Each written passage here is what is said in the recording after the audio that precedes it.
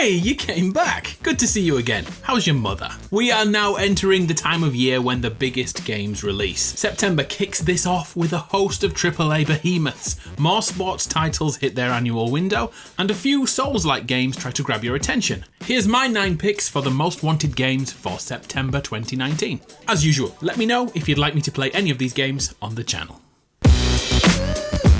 My personal hype train is heading straight towards Borderlands 3. I'm sure you've seen the copious amounts of advertising. The Borderlands series was a pioneer when it comes to the looter-shooter genre, and although games like The Division and Destiny took that in a completely different direction, Borderlands 3 has stayed completely loyal to its origins. A loot-driven first-person shooter, played in solo or cooperatively with up to 4 players. And when I say loot, wow, I mean it. Flamethrowers, rocket launchers, guns with legs, guns that fire hamburgers, and every gun could have a perk, maybe elemental damage, maybe a different firing type. It's ridiculous how many guns are in this game. In a recent playtest, I found a sniper rifle. It was pretty damn good. And then I used the alternative fire, which made it into a chain gun.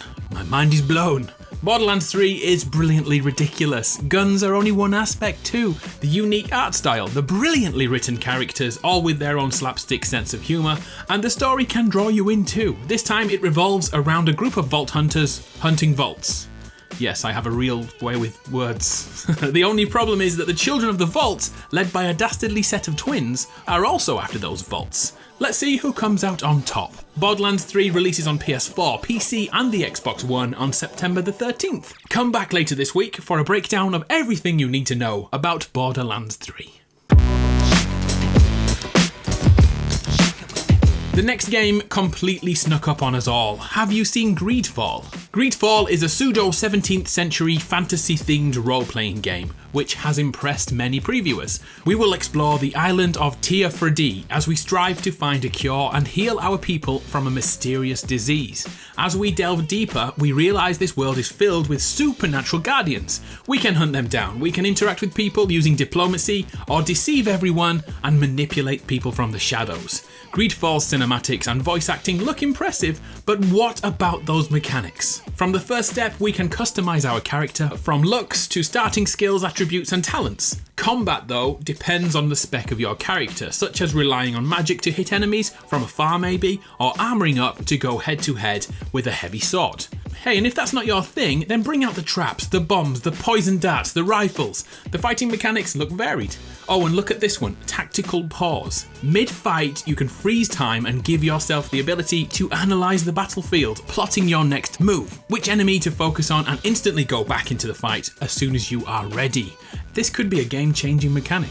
Everything in Greedfall is customizable, allowing you to look and play the way you want. Greedfall releases on the PS4, PC, Xbox One on September the 10th. I have a feeling this will be a big hit.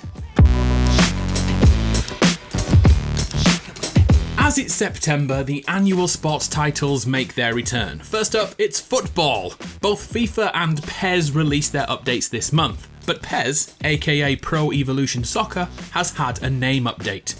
eFootball PES from now on. This is likely due to how the word soccer is treated outside of North America. People sadly don't like that word. In terms of new features, FIFA leads the way yet again, with almost every pro player under the sun represented and recreated. On the other hand, eFootball PES 2020 only has a handful of licenses, but that does include Barcelona, Juventus and Bayern Munich.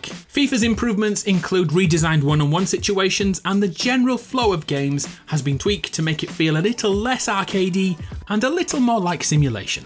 There are new inputs to master, such as strafing, dribbling, and a refreshed free kick mechanic too. eFootball PES 2020, on the other hand, has improved the long-loved Master League mode, with legendary managers and a new response system, making it possible to react to people and change the storyline each season. If you're a football fan, you probably already know which one suits you, so let's not dwell here for too long. FIFA 20 drops on September the 27th, with eFootball PES 2020 a fortnight earlier on September the 10th. Just in case I'm concentrating on football or soccer too much, September also gives us NBA 2K20. You already know what basketball is, so let's not go through that. So instead, let's look at the improvements from last year's edition, which include or rather exclude the pushing mechanic which made many people in the community unhappy, and the complete removal of unskippable in-game advertising. Yes, that really was a thing in 2K19. Forced advertising within a game which costs money to play in the first place. Ouch. NBA 2K20 releases on September the 6th on PS4, Switch, Xbox and the PC. And by the sounds of it, they want to win back the respect of their fans. This month also brings us NHL 20, but to go through all the improvements in that game will literally take 10 minutes at least. The main ones I took from this is that there are 400 more animations, so the game looks better, and the AI now doesn't score own goals all the time. It did when I played. Happy days. If you love ice hockey, grab this on September the 13th. Did you ever play The Surge? It's surprisingly good. I only know that because it was free on PS Plus a few months back. Well, by complete coincidence, The Surge 2 is coming out this September, just over 2 years after the first one. The game has many similarities to the Dark Souls series, but with a futuristic setting. The game begins in Jericho City, which has been quarantined due to the city suffering from a technovirus. Operating like a police state, all movement is watched and the military is more than happy to have a fight with you. And that's where the exo rigs come in. We are wearing an outer shell, which is upgradable. For example, during fights, it's possible to concentrate on one area, such as someone's arm, and after wearing it down, you can rip it off completely and use the parts to upgrade, improve, and learn new abilities for our rig. And this becomes the core mechanic. The devs have tried to evolve from the first game by implementing other options than a frontal assault every time you see an enemy, alternate routes, secret tunnels, and even helping NPCs can open new paths to circumvent battles. But at some point, your fighting skill will be tested. Timing and tactics are imperative. The Surge is a little more forgiving than, say, Sekiro, but it's still firmly in the Soulsborne mould. The Surge 2 releases on September the 24th on PS4, PC and Xbox One. We also have a racing game for you this month, WRC 8, the World Rally Championship, concentrating on being the best rally driver ever. And I mean concentrating. One early turn or late brake will result in catastrophe. This is a racing simulation. WRC 8 is the 15th game in the series and boasts the most realistic and authentic racing ever seen. Dynamic weather which impacts traction and visibility, and 50 teams, 14 countries and 100 tracks to race through. This is going to be intense. Another large improvement is the career mode, which adds to the immersion and stress of being a world-class rally driver. So perfect your right 6 into left hairpin and you can be the world champion.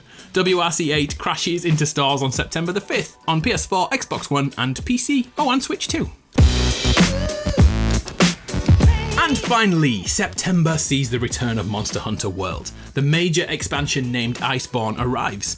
If you're new to the genre, pick up a weapon and track down a monster in a fully realised habitat filled with countless other monsters. Some are passive, but most are aggressive, especially when you hit them with a 10-foot sword. Iceborne takes us to a completely new hunting ground with new and old monsters to murder and make into armour. And that's where the core cycle is. Track, kill, carve. It's very easy to become addicted. Here's a few extras though. We can now tame and ride upon smaller beasts in the world, and layered armour looks like another interesting addition. And I suppose it's only right to wrap up warm when you're venturing into a new snowy world. Monster Hunter World Iceborne DLC hits PS4 and the Xbox One on September the 6th. And surprisingly, the update won't make its way to PC for a few months yet. Woo! We did it! There we have it! What floats your boat this month? I cannot wait to jump back into Borderlands 3. I've already played almost 20 hours and I already want to play more. Greedfall also has me interested, but what about you? I'll be snooping around in the comments to see. Oh, and I also owe you an apology from last month. I said that the free-to-play game Caravan Stories was coming out in the month of August, when in fact it had been postponed in Europe and North America to an undisclosed date. Many people are suggesting it actually won't get to us until March 2020. So I'm very sorry for not researching further before letting you guys know. My bad, I completely hold my hands up to that one. I hope you can forgive me. I'm Adam from PlayStation Grenade. Thanks for sticking around till the end. I'll see you next time.